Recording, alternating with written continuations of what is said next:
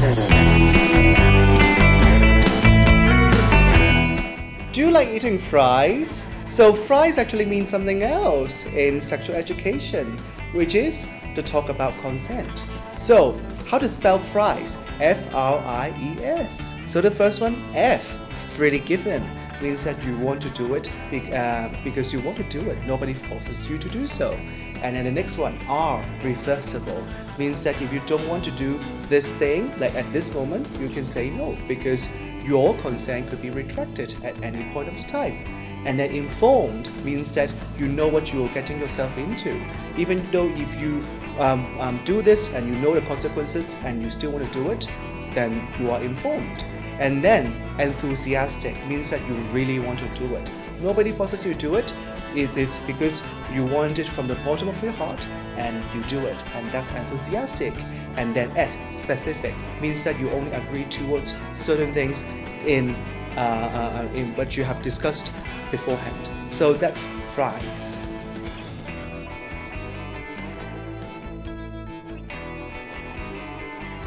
Welcome back. So today we'll have Tekla from Social Justice for Migrant Workers. Hello, Tekla. Hello. It's so fake, isn't it? But it will be like more casual in a sense. Yeah. But it's so fun. I wanted to have fun and talk about your life and talk about your recent project, which concerned this little booklet.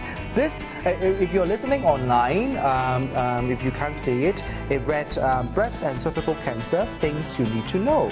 More about this in a bit, but more about you right now first.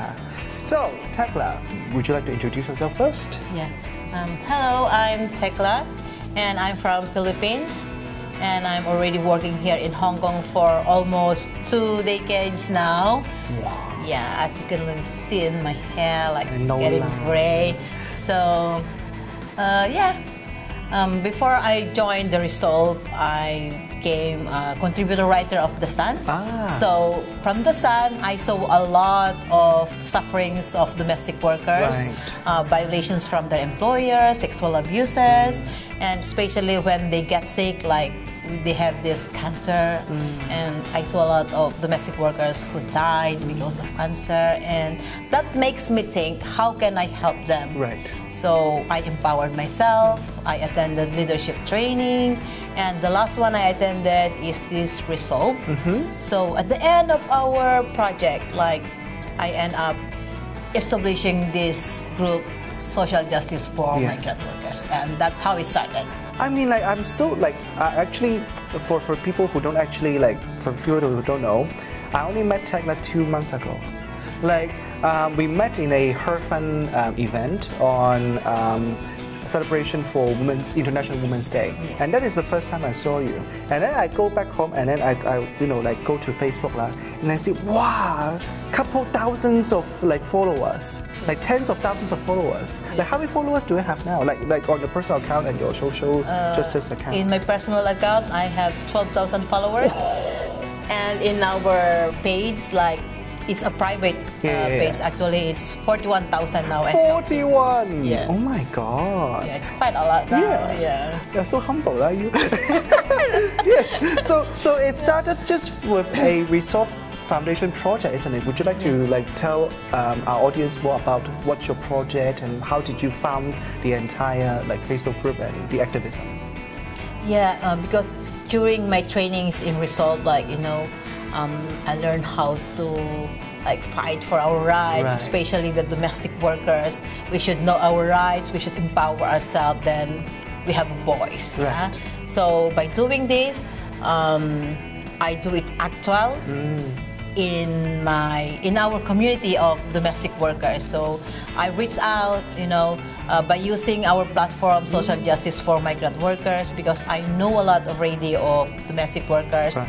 So from this, we help more. And I'm not the only one who are helping actually, because I have a lot of admins and moderators and volunteers who are helping. So, we are helping each other. We cannot do much if you only one, We can go far if we are more. Right. You know? Yeah. It's a collaborative process. Yeah. So not just about you, it's about like all people come together for the same cause. The community. Yes. I mean, for your group, like I just went there like yesterday and saw so many like threads regarding like, oh my sir, my auntie, like this and that. I mean, sometimes it's quite heartfelt, like sometimes it's like quite sad, but sometimes it's quite funny. Like that kind of fun story, like we're sharing your own life to your community here. Like that Facebook group, I think is the essence, one of the essence of like migrant domestic worker community in Hong Kong. Yeah, because they feel safe because it's a private group, you know, like we treat each other like sisters and brothers. So they are, you know, they are open to share their problems, and nobody is condemning them if they have that problem. So instead, we inspire them, we make them stronger on how to face that problem. So I heard you like apply for funding for different projects, and actually some of your guests from certain project actually are guests in our project too. Like say for example Brenda. Would you like to share some of your previous project before like the current one with Translate for Her? Yeah, it's about the mental health because during this pandemic, you know, not only us observed the the mental health problems, especially during the quarantine period. So during those times, like we're helping thousands of domestic workers and who are suffering from these mental health problems.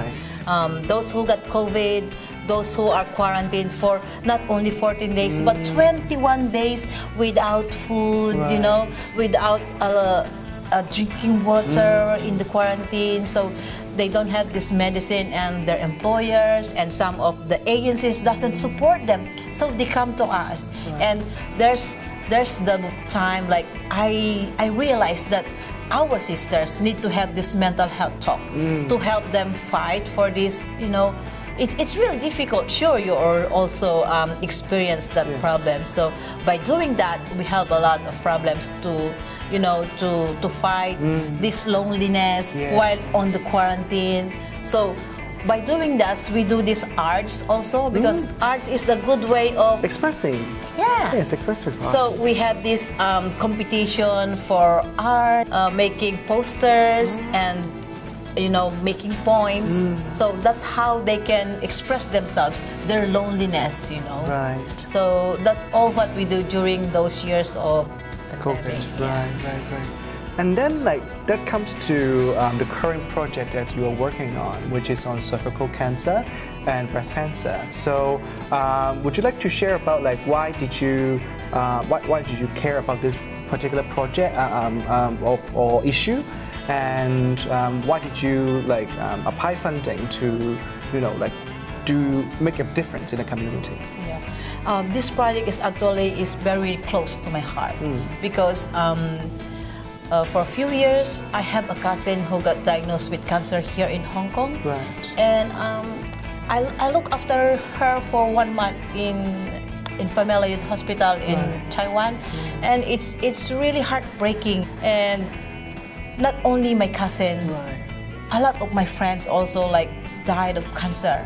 So I said to myself that I cannot imagine anymore, like more of our sisters will be dying from cancer. So I decided, and because it's what we need in the community to raise awareness, to have this breast cancer screening, to have this cervical screening, because this will help them to understand their body, and they will not be scared to go for a check, because many employers like they just terminate their workers when they know that they have this illness, you know. So in our series of talks, we have this migrants' rights. It was also included here.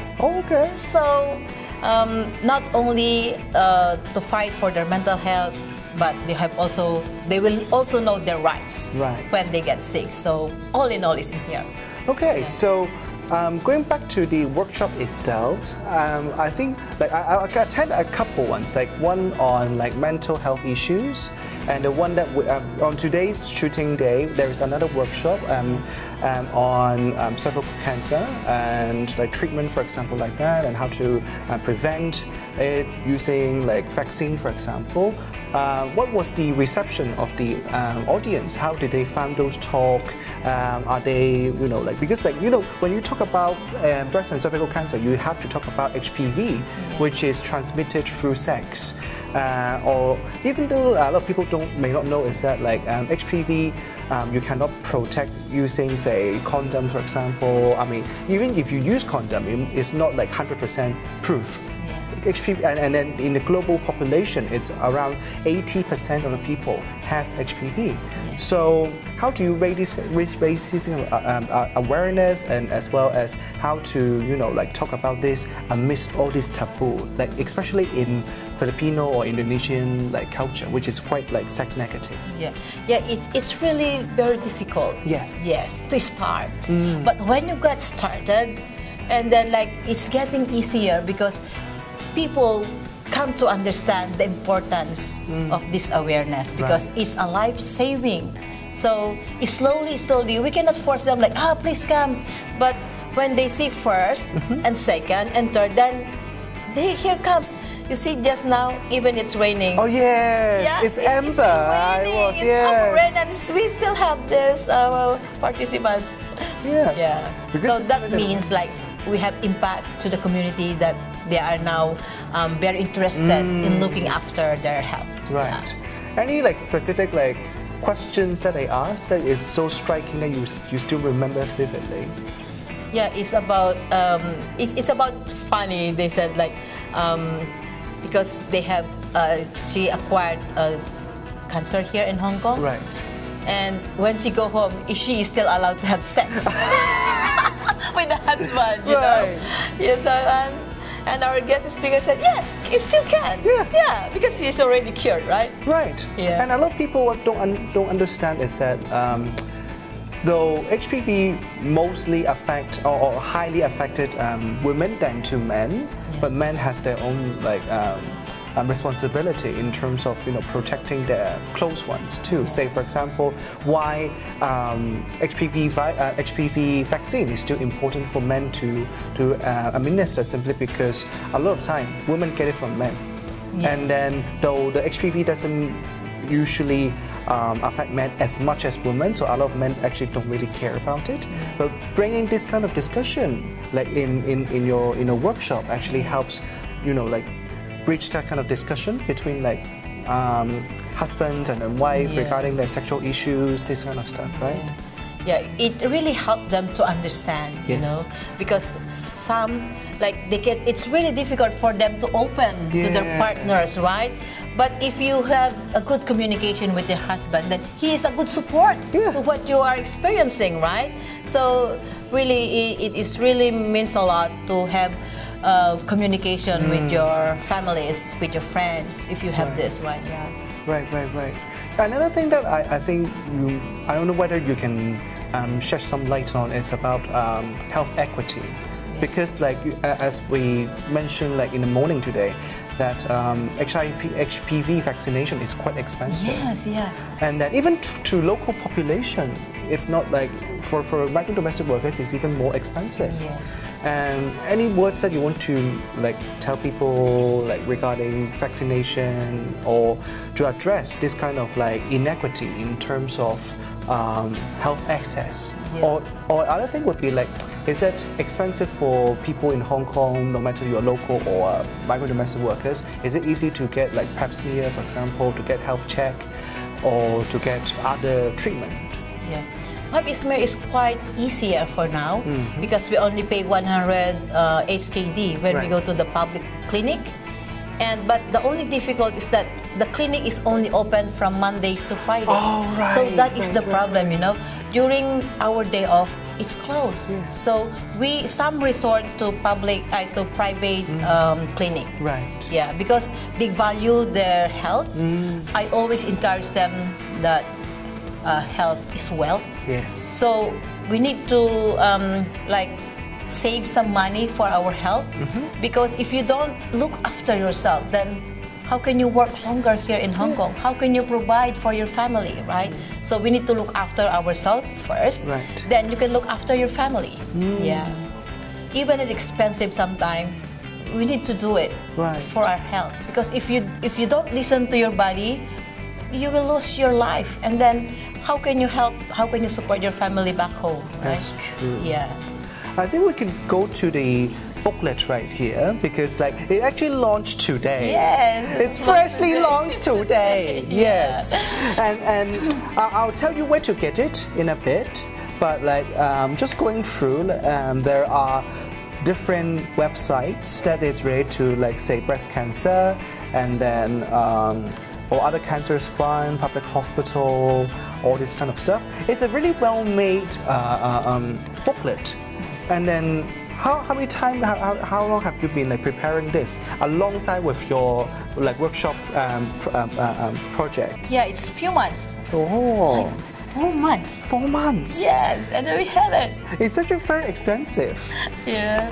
Say for example, there are like different signs or symptoms of breast cancer, different treatments, and then or side effect of the treatment. Yeah. And then because like I remember one of the workshop that you did with there was a clinical psychologist who helps explain different kind of like emotional needs related to like people who got cervical cancer, like why do they avoid treatment or to avoid being tested in the first place. So say for example emotional side effects is one thing that's important, and then viruses. I mean like for this one you just need this, like you will know everything about like cervical cancer. Like I think it's not just for the migrant domestic worker community because it's in English. Yes. And then you have beautiful illustration who made this. Colored. Yes. Who made this? We actually asked someone to do for us for the comics. That's so nice.